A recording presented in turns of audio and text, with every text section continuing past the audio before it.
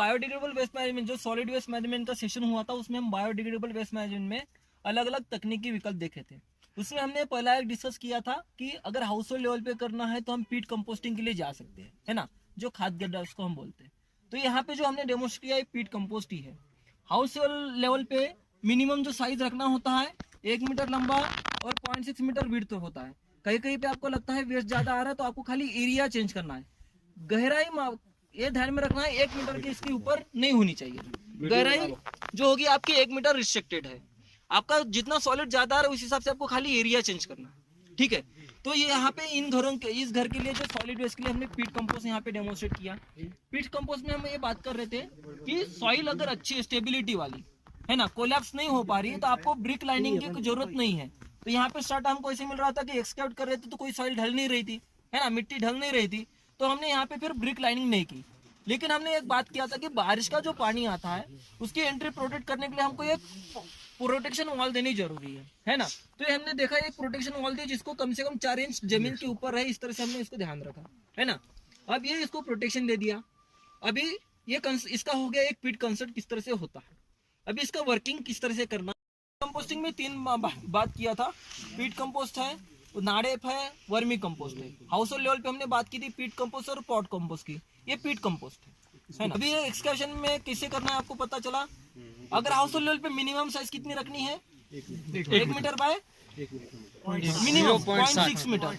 गहराई किसके नीचे नहीं जाना चाहिए, कितने 1 मीटर के नीचे गहराई नहीं जाना है।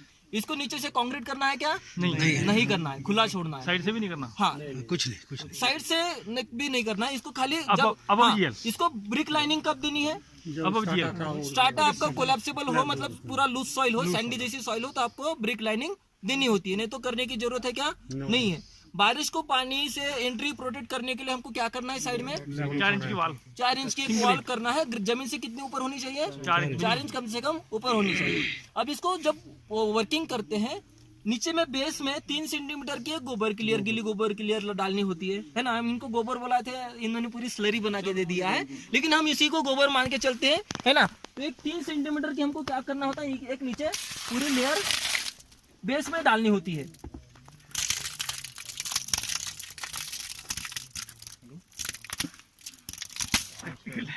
ठीक है, तो इस तरह से जो लेयर रहेगी गोबर की, एक 3 सेंटीमीटर की बेस की लेयर रहेगी। ये क्या करती है, एनुकुलम के तौर पे काम करती है और मैक्रोस को अट्रैक्ट करती है ना। जो इनिशियल भोजन बोलता है ना, पहला खाना, वो उसका काम करती है ना, फर्स्ट फीड। क्योंकि हमको थोड़ा फूड वेस्ट आने के लिए, डालने के लिए समय मिलेगा। अभी हमारा घर का जो भी फूड वेस्ट आएगा उसमें क्या क्या हो सकता है, तो घर का भी कचरा निकलेगा, है ना। उसमें भी क्या क्या देखते हैं हमको, सब्जी के कुछ पीसेस रहेंगे, है ना, कुछ बचा हुआ खाना रहेगा, है ना, कुछ पत्ते रहेंगे। इस तरह से हमारा जो भी वेस्ट आ रहा है, बायोडिग्रेडेबल वेस्ट की बात करते हैं, है ना, जो जैविक प्रक्रिया से खाद बन सकता है, ऐसा वेस्ट को हम कलेक्ट करेंगे। इससे जो हमने गोबर की लेयर डाली उसके ऊपर हम उसकी एक लेयर डालेंगे, एक लेयर उसको बिछा दिया, है ना। अब हमको क्या ध्यान में रखना है कि CN रेशियो मेंटेन करना है। हम कार्बन नाइट्रोजन रेशियो जो मेंटेन करने की बात कर रहे थे, है ना। तो उसके लिए हमको क्या करना होता है, उसको कवर भी करना होता है। जैसे मिट्टी है, मिट्टी के साथ में सूखे पत्ते हैं, सॉडस्ट है, कुछ पेपर है ना, जैसे न्यूज़पेपर रहते हैं। इस तरह से हम इसको मिक्स करके क्या करते हैं, उसकी एक लेयर उसको कवर कर देते हैं लेयर से, है ना। इससे 2 फायदे होते हैं, एक तो CN रेशियो का एक मेंटेन होता है, दूसरा अगर ऊपर से कवर है, अगर वो सड़ने गलने लगता है तो बदबू नहीं आएगी, मक्खियां वहां पे नहीं बैठेगी और उससे हमको जो तकलीफ होती है मक्खियों से वो भी नहीं होगी, है ना। 2 तरीके से हमको फायदा होता है, हेल्थ भी प्रोटेक्ट होती है और इसका खाद भी बनने के लिए अच्छी सी प्रोसेस के लिए उसको एक अच्छा अनुकूल वातावरण वहां पे बन जाता है ना। अब ऐसे करना है हमको हर दिन। आज हमने डाल दिया हमारा फूड वेस्ट, वो अगर डाल ही देते हम, यहाँ देखो, नहीं अभी ध्यान में देखना है। अभी जैसे जैसे बड़े वाले कुछ पार्टिकल्स आते हैं फूड के, है ना, जैसे गोभी है या कुछ है, इनको हमको ध्यान में रखना है। इसको पहले छोटे छोटे पीसेस में हमको चॉप करके छोटे पीसेस में कन्वर्ट करना है। क्योंकि क्या होता है, जब बड़ा पीस होता है ना तो उसको डिग्रेड होने के लिए थोड़ा समय ज्यादा लगता है, बहुत लगता है ना। तो हमारा जो कंपोस्टिंग की जो प्रोसेस होती है, जितना दिन है उससे वो ज्यादा समय लेगा। लम्स दिखेंगे जब हम देखेंगे 3-4 महीने के बाद में खोल के, तो इसके लम्स ही दिखेंगे, पूरा ये डाइजेस्ट नहीं हुआ होगा, पूरा खाद नहीं बना होगा, है ना, गलेगा नहीं। तो इससे पहले जैसे बड़े पीसेस है हमको उसको क्या करना है, चॉप करना है, तो जल्दी वो खाद बन जाएगा, है ना। तो जैसे हम इसको अभी देखेंगे कि पहले ये, बाद में हमको चॉप करके हम इसको डालेंगे। बाकी इसकी लेयर हम इसमें कुछ है, ठीक है।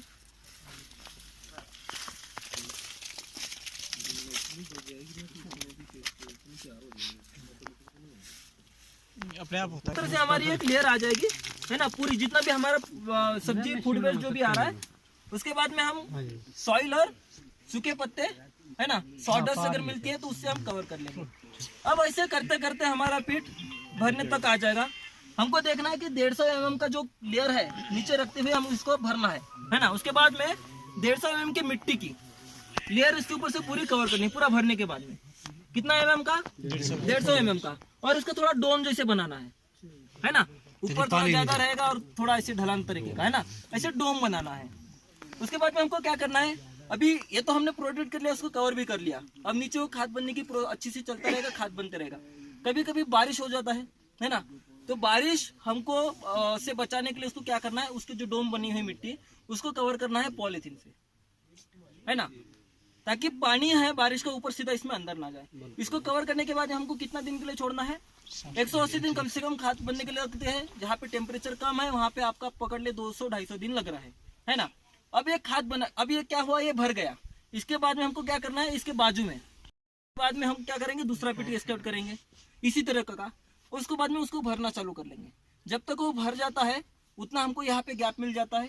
अब हमको इसके खाद बना के नहीं कैसे चेक करना है, एक रॉड लेना है ना, वो पहले पॉलीथीन हम हटा देंगे, मिट्टी वाला भी लेयर थोड़ा वहाँ पे हटा देंगे, एक रॉड लेंगे, पूरा इंसर्ट नीचे डाल देंगे पूरा गहराई तक, और उसको थोड़ा ऐसे घुमाना है ना। घुमाने के बाद में उसको निकालेंगे तो रॉड पे देखना है अगर पूरा अच्छा सा पाउडर सूखा मिल रहा है हमको, है ना, ग्रे कलर का थोड़ा तो पाउडर जैसे दिखेगा, है ना।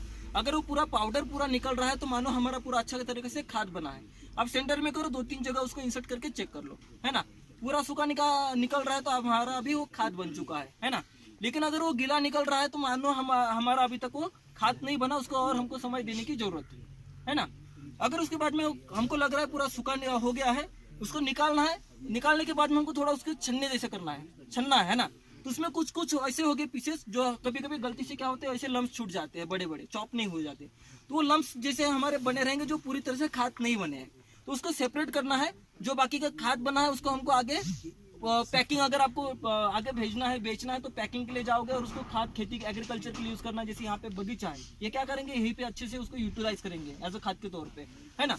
तो उसको यूज के लिए जाना है। जो लम्स बचे है उसके बाद में फिर से हमारा जो पीठ है ना, या फिर इसको यूज करने वाला है, इसको अब वो भर गया होगा तो इसको यूज करेंगे।